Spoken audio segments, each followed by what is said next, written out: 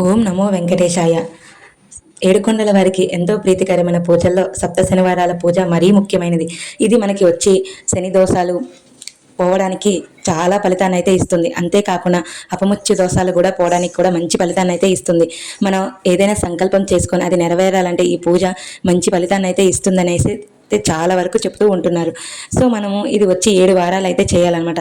8వ వారం అంటే వడ్డీ కాసులు వాడికి వడ్డీ ఇవ్వకపోతే ఎలా మరి, అందుకే వడ్డీ కింద ఒక వారం చేసి 8వ వారంగా వడ్డీ చేయాలన్నమాట. ఆ 8వ వారం 8 మంది ముత్తైదులను పిలిచి బలిదానం ఇచ్చి మనకి కుదిరితే భోజనం పెట్టినా కూడా చాలా మంచి ఫలితాన్ని ఇస్తుంది. అది ఖచ్చితంగా చేయాలని ఏం లేదు, చేస్తే మంచిది.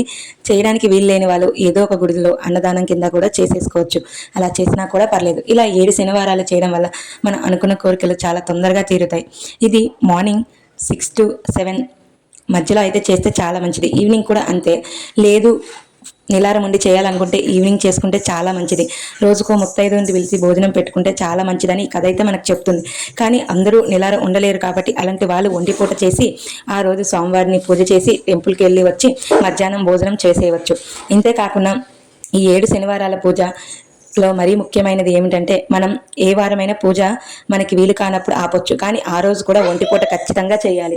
ఒంటిపూట ఆపితే మాత్రం ఆ పూజ యథావిధి అంటే మళ్ళీ మొదటికే వస్తుంది. ఇది మాత్రం ఖచ్చితంగా గుర్తుపెట్టుకోవాలి.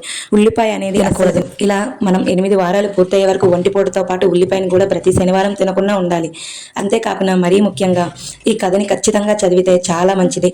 ఎందుకు చదవాలి అంటే, ఆ కథ చదివితే కదా మనకి ఆ పూజ విధానం తెలిసేది.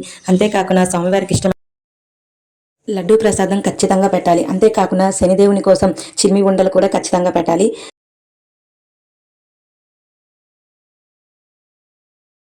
అరటిపళ్ళు, నల్ల ద్రాక్ష పళ్ళు పెట్టినా కూడా చాలా మంచిది.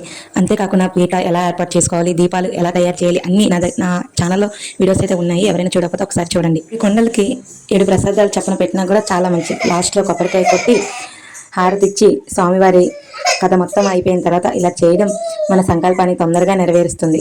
స్వామివారు తప్పక మన కోరికలు తీర్చుతారు. తులసి దళంతో పూజించడం అస్సలు మర్చిపోకండి.